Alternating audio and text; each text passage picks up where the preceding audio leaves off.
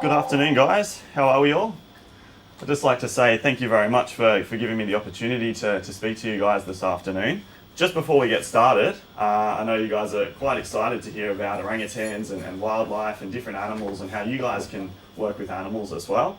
But I'll give you a little bit of a background and an introduction to myself and my work. My name's Ben Dessen, and basically I've been working with animals for my entire life. I'm 21 years old at the moment, and I think my passion for wildlife and animals started when I was 6 years old.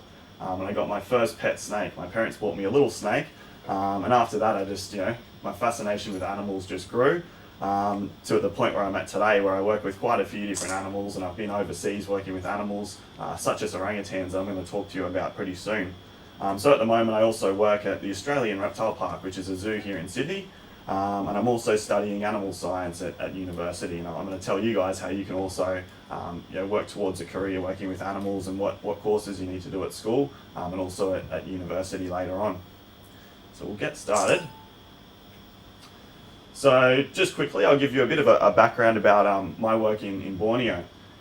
In 2011, I was on the internet on the computer one day doing a little bit of research, and I found this project that was actually looking for young people to apply to actually travel to Borneo, and I'll show you where Borneo is in a second on a map, to actually work in the jungle, living there for 100 days, working with wildlife and trying to protect orangutans.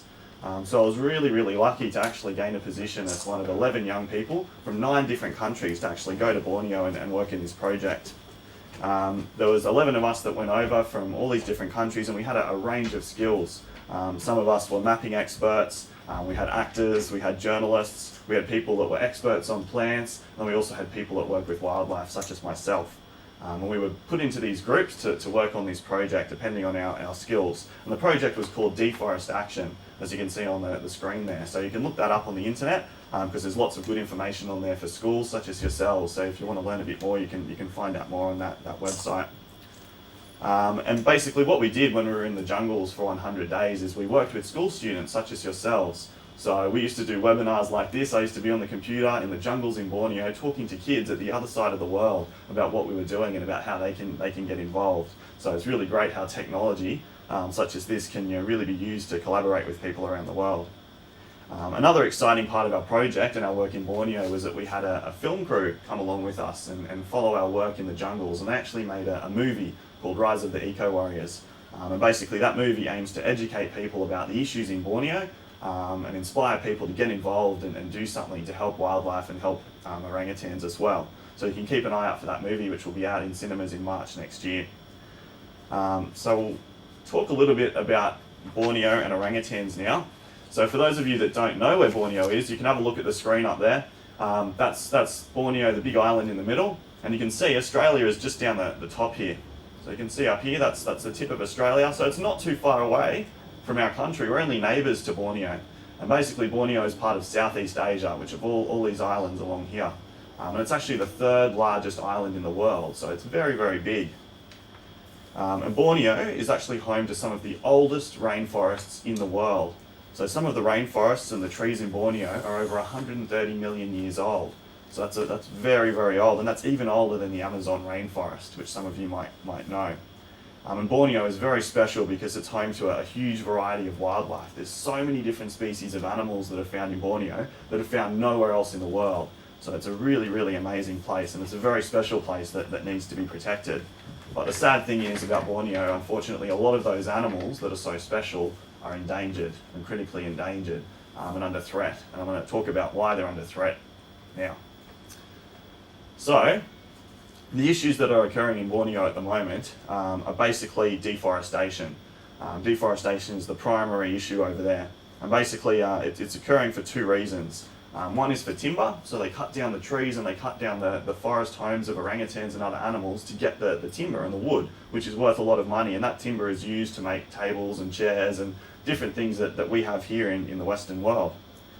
And on average in Borneo, an area the size of 3 football fields, think about that, 3 football fields is cut down every single hour. That's a lot of forest being cut down every hour, which is why it's such a big problem.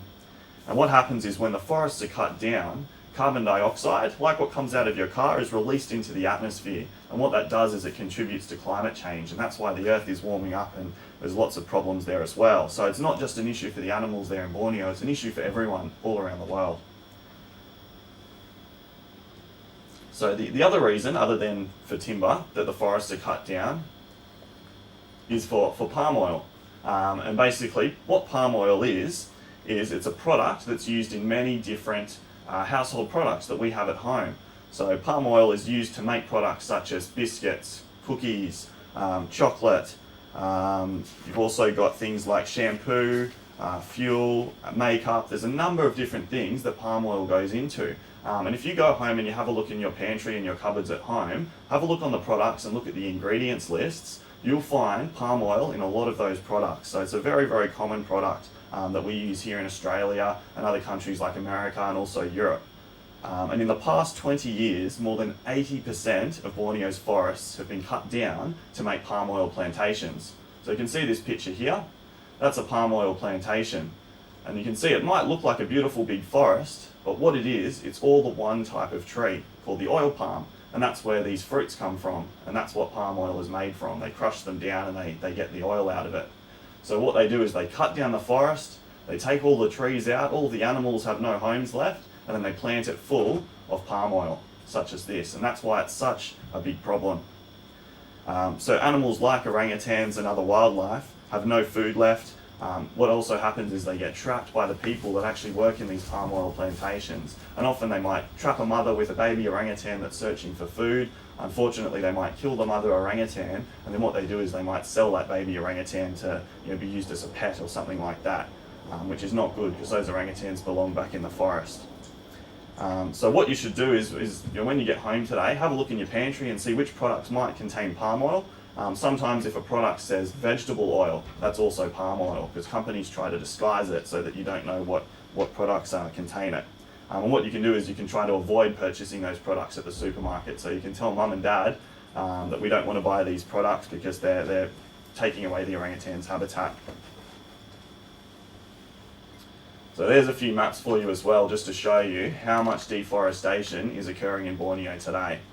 So you can have a look. Since 1950, which is not that long ago, Borneo was covered in forest. And then you have a look roughly where we are today. In 2010, we're just after that, there's not a lot of forest left. So over 80% of that forest has been cut down, as I said before. And that's a prediction there. You can see that last map by 2020. It's not that long away. Look how much forest is left. There's not much left at all, which is a real shame.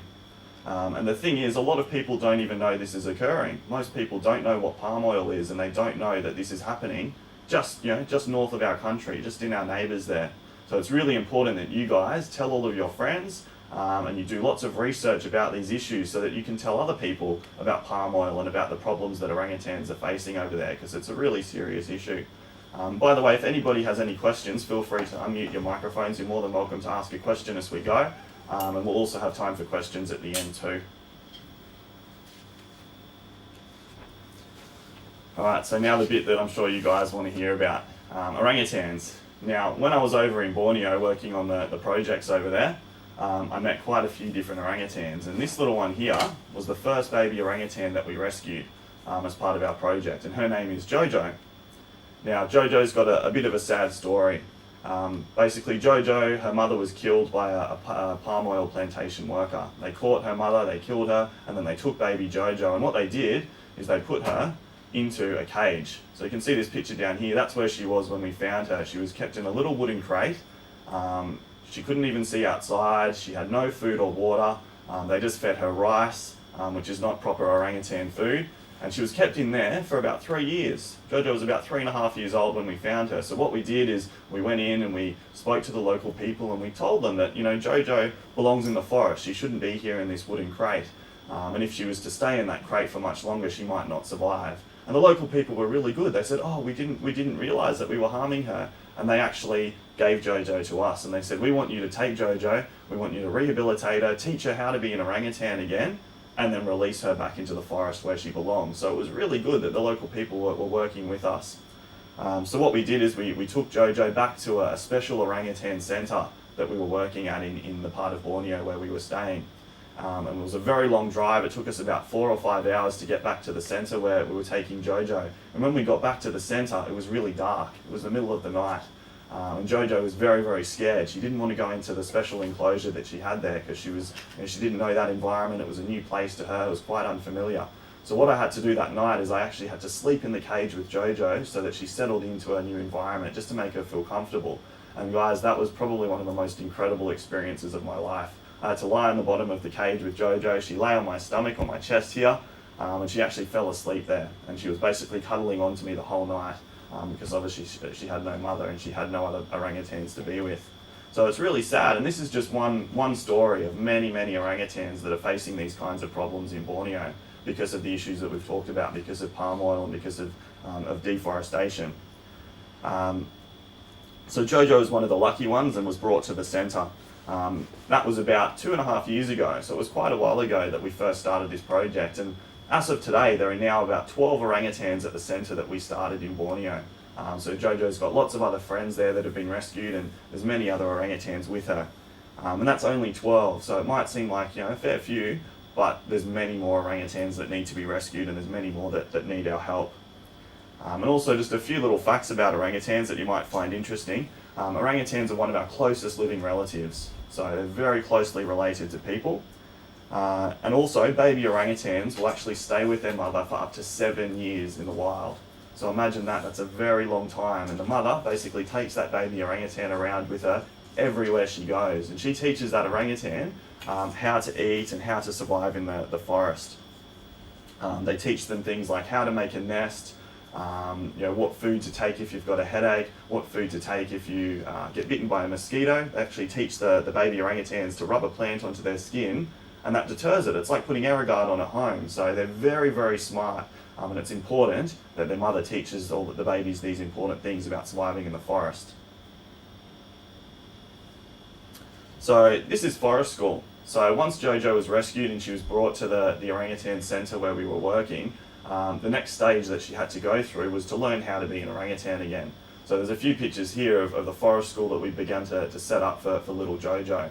This picture here, that was a sleeping cage. So that was one of the first cages that we constructed, and basically that cage was just for the baby orangutans to sleep in overnight. And during the day, those little guys would come out into the forest with a local carer. So the local people would take them into the jungle, and they would basically pretend to be the orangutan's mother.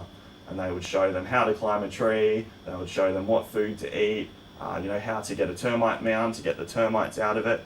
All those important things that the mother orangutan would normally be teaching the baby. So it's a lot of work for the local people to play that orangutan's mother. So it's just like you guys go to school, the orangutans have to go to school, but it's a special school, it's forest school. So we built the sleeping cage for the babies. What we also had to do was to set up a water supply, because the area where we were working, there was no water up on the hill. So you can see this big water tank here. We had to set that up. We had to get pipes that went down to a creek to pump fresh water up to where the orangutans were, and that water was used to clean out their cage, to also give them fresh drinking water. This picture down here, that was a little hut that we built, so that's where the local people could sleep overnight. So it was just not too far away from that sleeping cage. So basically the baby orangutans always had somebody there watching over them, making sure that they were safe and making sure they were secure. The next step that we had to do was we had to raise money to actually build a clinic. So we had to build a big orangutan clinic. It cost thousands and thousands of dollars to build, and it's a state-of-the-art clinic. So it's got facilities there where they can help injured orangutans and they can do health checks, and it's basically like you guys going to the doctor, but it's a special doctor for orangutans. And I don't have a picture of that there, unfortunately, but that clinic has now been finished recently. Only a couple of months ago it was completed. So more and more orangutans can now move out to this area to begin forest school. The next stage after forest school is actually to be released. So that's when these orangutans get taken out to the jungle, get taken out to the forest, and they actually get released back to their home where they belong. And we were very, very lucky. One of the local villagers in this area actually gave us their land. They said, we've got this beautiful forest that hasn't been cut down and it hasn't been touched by the palm oil companies, and we want to pledge this and give this to you guys to be used as orangutan forest. So we're very, very lucky that we have a secure forest to release those orangutans into. But the important thing is that we need to make sure it stays secure, and that's where you guys come in. That's why we need your help in telling your friends and your family about palm oil and about deforestation, so that we can protect the habitat of orangutans. And the other thing is, when you protect orangutans, you protect all the other species, because orangutans are what's called an umbrella species. So when you have an umbrella, it goes out like this and it covers and protects everything that's underneath it. And that's what the orangutans do. If we protect them, we protect the trees, and those trees are also home to birds, and they're home to lizards, and they're home to insects and other monkeys and other mammals and things like that. So it's really important that we protect their habitat. And the main thing as well, working in the forest, was hope. You can't give up on hope, because it's very upsetting sometimes. Those stories about Jojo and all the other orangutans that have lost their homes and lost their parents. You get a bit sad sometimes, so you've always got to have that hope and continue and know that every little thing that you do is making a difference. And that's exactly the same back here in Australia. Every little thing you guys do at home is making a difference. Even if it's you stop purchasing one product that has palm oil, that's helping the orangutans, even if you can't directly go over there and help them on the ground. So what can you guys do? How can you get involved, and what can you do to work with animals when you get older and to help animals like orangutans? The first thing you can do if you are interested in helping orangutans is to research what products contain palm oil. So when you get home today, have a look in your pantry and your cupboards, have a chat to your parents as well, and have a look at those products and see which contain palm oil. There's a website up there on the screen, so if you guys want to write that down, you can also go onto that website. And it's got lots of really, really good information for you guys about palm oil and what products contain palm oil in Australia. Another thing you can do is you can organise fundraisers at your school to help raise money for wildlife organisations. So there's a lot of charities and organisations in Borneo that are working to protect orangutans and protect other animals, and they always need funding to try and help build cages and to feed the orangutans and those sorts of things. So you could have like a cake stall, palm oil free cake stall at your school, and you could run different fundraisers like a trivia night or something like that, a movie night maybe, to raise some money to donate to those organisations. And as I said, every dollar that you guys can raise will be helping those animals over there. If you want to work with other animals, even animals back home here in Australia, what you need to do is do as much research as possible about the different wildlife species that live in your local area. So it doesn't matter where you come from, you're always going to have ecosystems and habitats in your local area, and those animals need protecting as well. So do research, find out what bird species live in your backyard, what bird species and other animal species live in your school and in your playground as well. And then you know what animals are there, and you can educate your friends and family about those, and you can also try and protect those animals. If you want to get a career maybe working with animals one day, maybe you want to be a zookeeper, or you want to do conservation work like what I've done, travelling overseas and working with animals, you need to start now. It's really important that you start now in primary school and then high school as well. So do subjects such as science. So any science subjects that your school offers are really important, because science does educate you a lot about ecosystems and about habitats and about umbrella species such as the orangutan, like I spoke about just before. Also, any other animal related subjects like agriculture. When you guys go to high school, in the next couple of years, most high schools will offer agriculture. That's also good because you learn a lot about animals and how to feed them and care for them and that sort of thing. You've got biology, geography, earth and environmental science. So there's a lot of different subjects that you can do in primary school and in high school to teach you about animals and wildlife.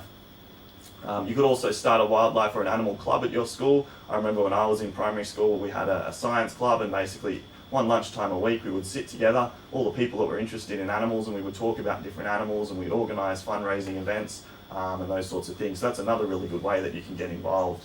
But the main thing is, the most important thing is, if you want to work with animals, is you have to be passionate. And that's the same with anything you want to do. Even if you don't want to work with animals, no matter what career path you want to take, you've got to be passionate and you've got to work hard and set yourself goals and believe in what you're doing. And lastly, as I said before at the beginning of the presentation, we've got a movie that's coming out next year that shows all of this work that we did. So if you want to meet Jojo the orangutan and you want to see her journey and how she was rehabilitated and a happy ending where she hopefully gets back to the forest, I won't give the ending away, but I can say it's a happy ending. You can register your school's interest to come and see our movie. So again, there's a website down the bottom there for our film. Tell your teachers and your parents to go onto that website, and you can organise a special screening for your school to go on an excursion for a day to see our movie. And there's lots of different classroom activities and stuff as well that can be found on that website that you can do that fits along with the work and the things that we've talked about here in Borneo today. So I'd like to thank you guys very, very much for giving me the opportunity to talk to you.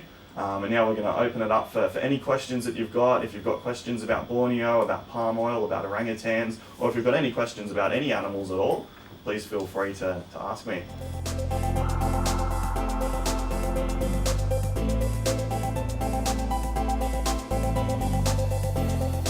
That's a really good question, mate. Orangutans in the wild, they can easily live for 40 or 50 years. So that's quite a long time.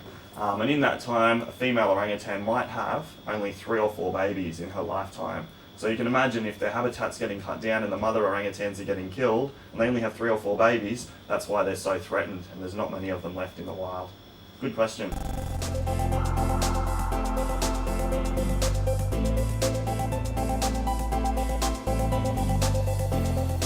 Good question, mate. Well, there's 12 orangutans at the centre at the moment, and I think there's about 6 boys and 6 girls. Some of those are little babies. There's a few that are only 6 months old, so they're tiny babies that are still in nappies, and they actually have to put nappies on them, and the carers have to be with those babies all the time, because in the wild, as I said before, they would normally be with their mother that whole time. And some of those orangutans as well are a lot older. Some of them are 7 or 8 years old, and they've also been rescued from palm oil plantations.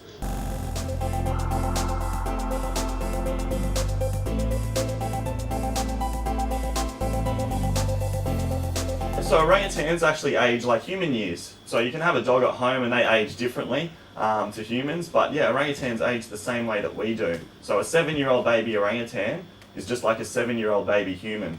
So you can imagine if you were 7 years old and all of a sudden your mother was taken away and you had to live on your own out in the big world, it would be pretty hard to do, which is why they go into forest school, and that's why the carers have to play the role of a mummy orangutan and teach those babies how to survive in the forest. Good question.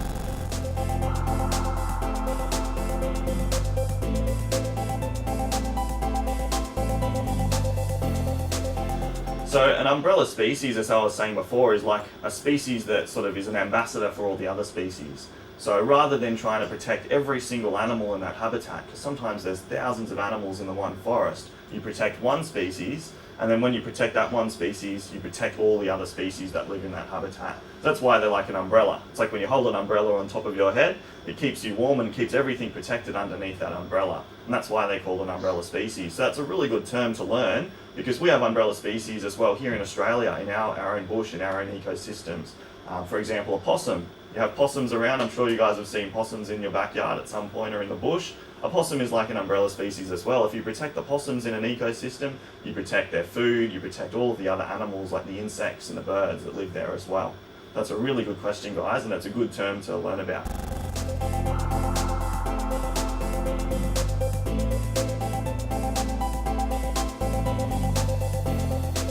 Good question. I think I'm so interested in orangutans because they're so human-like. They're just like people. And it's really hard to understand that from just seeing a photo. That's a photo of Jojo down there on the screen. But when you really see them and you work up close with them and you look into their eyes, it's just like looking into the eyes of a person. So I hope that all of you guys one day will get the opportunity to see an orangutan. Even if it's here in Australia, if you go to a zoo, there's some really good zoos that have breeding programs for orangutans. You might even be able to see one there at some point because they're very incredible creatures.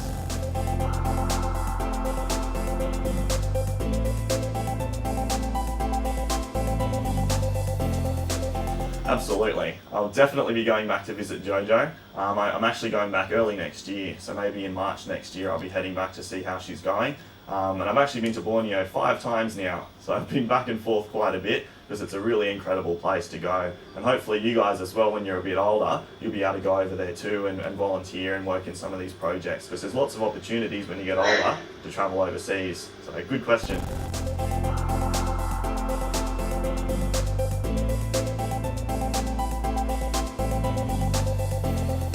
Yep, Jojo's nearly 5 years old now. So she was 3 when we rescued her, just over 3, and she's been there for a couple of years, so she's nearly 5. So she'll probably be released into the forest within the next year or so. So it's a very long process. They can't just be released straight away. She has to be about 6 or 7 years old before she can be put back into the forest.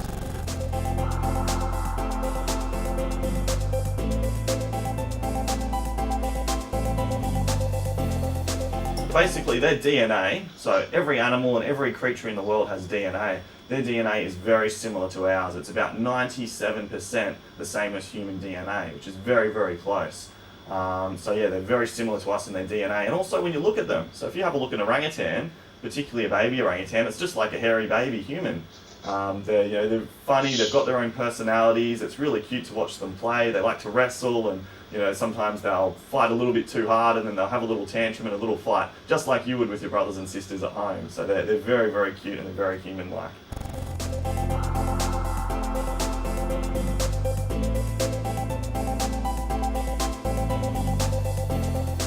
Well, orangutans are very big, so it depends on if it's a boy or a girl, and it also depends on how old they are. But a male orangutan can be just as big as a human, and when they stretch their arms out, their arm length can be almost double the length of a human's, because they've got very, very long arms, and they need those for climbing. They need to be able to pull themselves up into trees and that sort of thing. So males are big, females as well are quite large, but a baby orangutan is so little you can sit it in your arms like this and just rest it like a baby.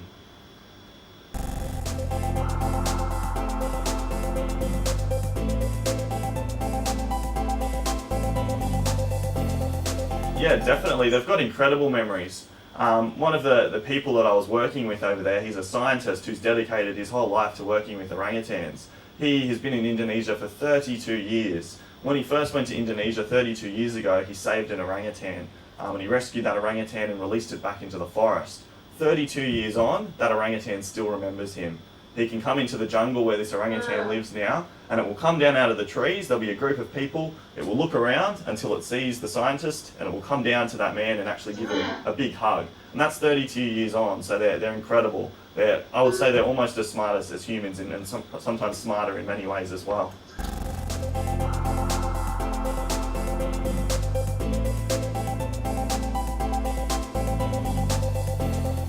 Good question. Not for that long. So I only finished high school in 2010. I finished my HSC in 2010, and then I came across this project in 2011.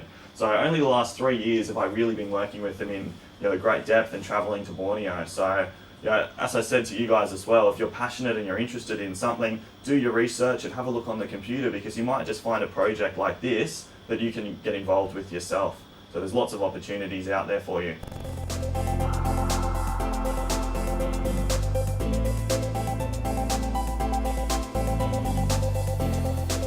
Good question. I also love reptiles, so they're probably my other passion. I like snakes, and I love crocodiles, and I love lizards. So reptiles are really cool, and I work at the Australian Reptile Park, which is just north of Sydney, and we've got lots of amazing reptiles there, and we get to work with some pretty cool animals there. So again, if you guys want to be a zookeeper one day, it's also a really good opportunity for you to work with wildlife.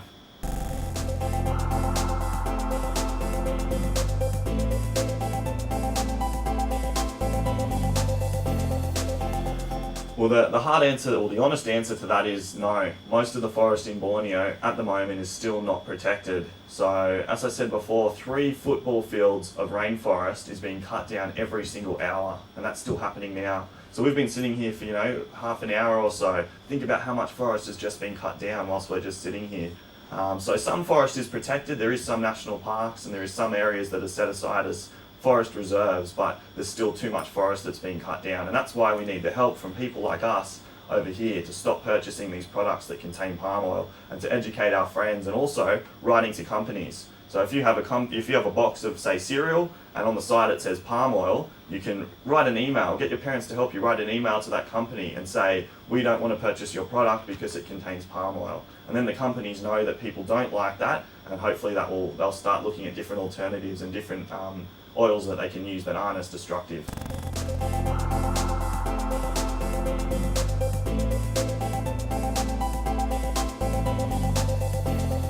Do you know them? You're going to test me there. There's 12 of them, and I haven't met all of those as well, because some of those have been rescued quite recently. But the first few that were rescued when we were there was Jojo. She was the first baby. She had a friend that came shortly after called Juvie. That was another girl who was about the same age. And then another orangutan that was rescued while we were there, his name was Mamat, M-A-M-A-T. And he had a very special story. Mamat was rescued from a chicken farm. So he was actually kept in a chicken farm in a tiny little cage. It was so small that he could only sit on his hands like this. He couldn't sit up, he couldn't roll over. And he was rescued and he was brought to our centre.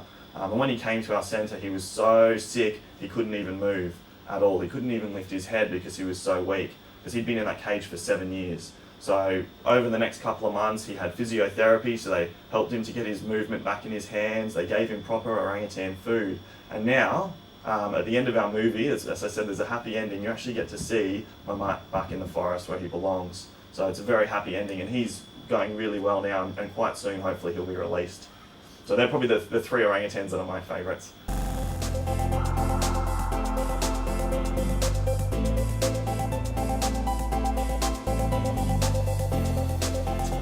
Well, there's many ways that they can get hurt, and I think the main way is habitat destruction and deforestation.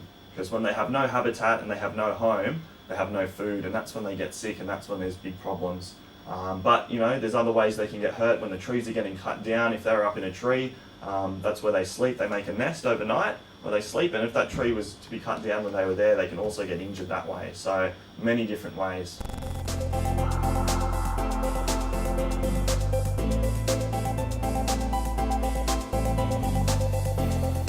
The male orangutans, if you've ever seen a big male orangutan, they've got big cheeks and a big bold face with no hair, and they're called a cheek patter. And what those male orangutans do is they can actually use those cheeks, and they use a big pouch under their throat as well to make a big sound. And it's called the orangutan long call. So the male orangutan will go up into his tree and he'll make this very long call, which just echoes out over the forest. And that tells all the other orangutans that this is my territory, this is my home.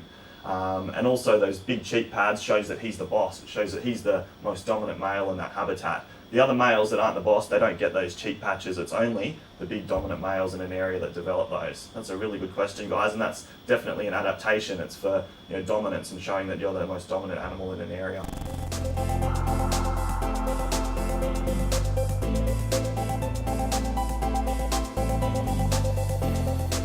Yeah, well, a baby orangutan that's living with its mother drinks milk, just like we do. So orangutans are a mammal. And you guys drink milk when you're babies, and other mammals like dogs and cats drink milk, and it's exactly the same for an orangutan. But as that orangutan gets older, it'll start to eat solid food. And orangutans will eat thousands and thousands of varieties of plants. So they'll eat leaves, they'll eat flowers, they'll eat fruits, they'll eat things like termites as well. And it's important that the mother orangutan teaches that baby which plants are safe and which plants are toxic, because if a baby orangutan doesn't know and eats one plant, it might be a poisonous one. But if a mother orangutan says, don't eat that one, it's poisonous, that baby will remember that for the rest of its life, and it will never ever touch that plant. So that's again why it's so important that these orangutans go into forest school to learn how to be orangutans again. Good question.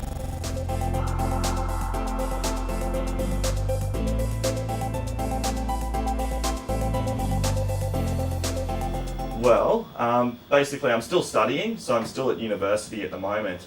And I was in high school up until 2010, and then I went straight to university, and I'm studying animal science.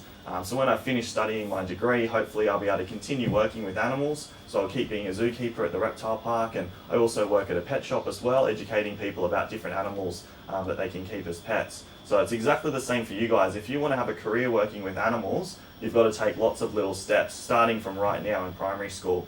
So studying your subjects hard and learning about science and learning about animals, and then when you get a little bit older in high school, looking at what degrees you might want to do at university, because there's many different degrees that you can do that will set you up for life and that will give you really good opportunities and careers working with animals or working with anything. It doesn't have to just be animals if you've got other passions and other interests.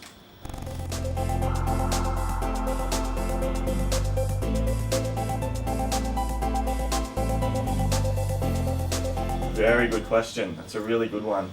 Obviously, it's very important to be working with the local people and the local governments and those sorts of things, because at the end of the day, we're only supporting them. It's not our country, so we have to be very careful that we don't come in and appear like we're trying to take over. We were basically just supporting them and helping them with the issues over there. For the most part, the government was quite supportive. In the area that we were working, the government helped us, and they basically confiscate a lot of the orangutans that are being kept illegally, and they would bring those orangutans to our centre. So yeah, definitely it's very important to work with the government and the local authorities, because they're the ones that are in power, and it's their fight at the end of the day. They're the ones that have to try and solve this big environmental problem. So very good question. That's good.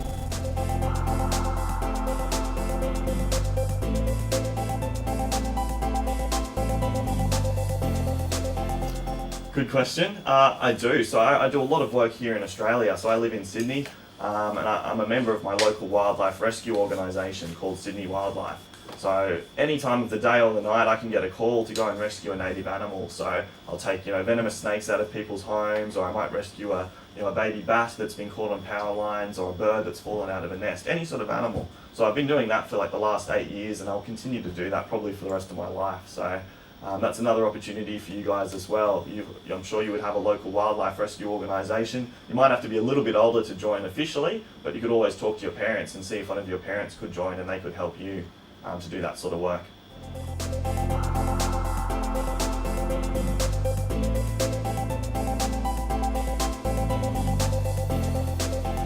They can. They can't speak as such to humans, but they can communicate in different ways. So as I said before, when you look into an orangutan's eyes, you can see how intelligent they really are.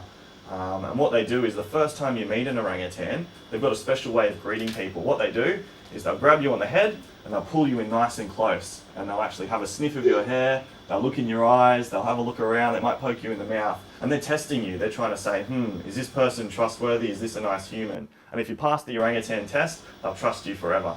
But yeah, they're very smart and they do communicate. They're very playful, as I said before. They like to wrestle and to play, and yeah, they're very funny to watch.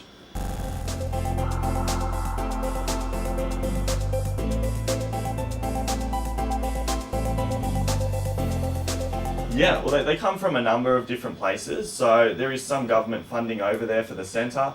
But a lot of the funds come from generous donations. So for all of these centres that are operating in Borneo today, they can't operate without donations. So there's different projects or programs where you can sponsor an orangutan. So if you go onto the internet, you can sponsor different orangutans, to feed them and to care for them and to build their enclosures and that sort of thing. But yeah, the funding is the biggest issue over there as well, because it's very expensive to rehabilitate orangutans. There's a lot of costs that go into feeding them and cleaning them and paying for the vet bills and those sorts of things. So as I said, if you guys want to do any fundraisers at your schools and that sort of thing, there's so many different orangutan organisations that need help and need funding, and you guys can support.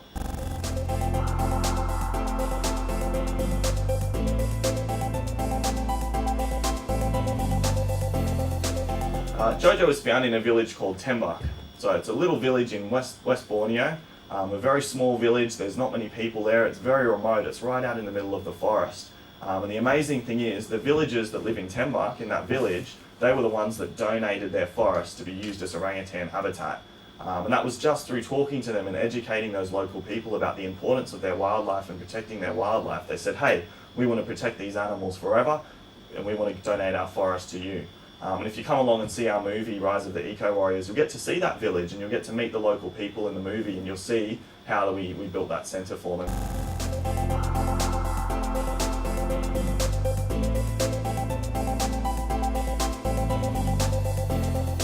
Yeah, well, I was very lucky that they did bond to me quite well. And I think Jojo bonded to me the closest, because we had that very special encounter on that first night when I had to sleep in the cage with her.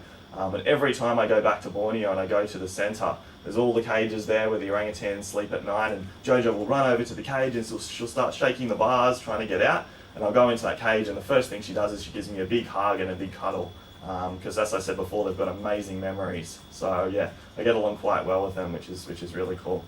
Thank you very, very much, guys, for giving me the opportunity to talk to you. Some really, really good questions there, and I can tell you guys are very passionate about animals and about wildlife. So if you want to do some of the things that I've said today, some research, start a wildlife club at your school, look at what products contain palm oil, and also start to take some steps towards getting a career working with animals, I'm sure you guys are going to do really well in whatever career path you choose. So thank you very much, guys. Have a good day.